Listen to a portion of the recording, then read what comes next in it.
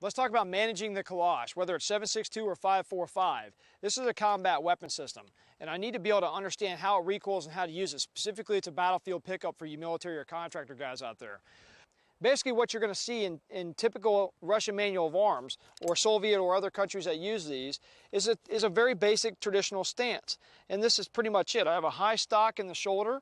I've got a good cheek weld on the sight for that sight picture here, specifically on these lower sloping stocks on an AK-47, and then I have basically the underhand grasp on the forearm. So what I'm going to do is I'm going to engage. I'm going to put some weight into it, just like I would normally be taught to do it.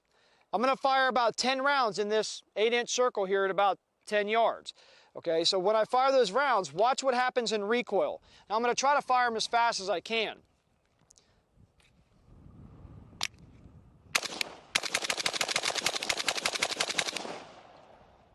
Okay, you can see how I'm bouncing back. I'm really blowing back. I even got one really low shot there just because of a overcompensation. But typically when people use this stance, they'll be all over the place. Now this translates way out at distance, okay?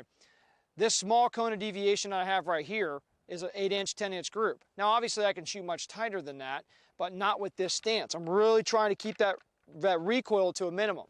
So I've got to become that rigid recoil abutment for this bolt to cycle against. Okay, so I got to put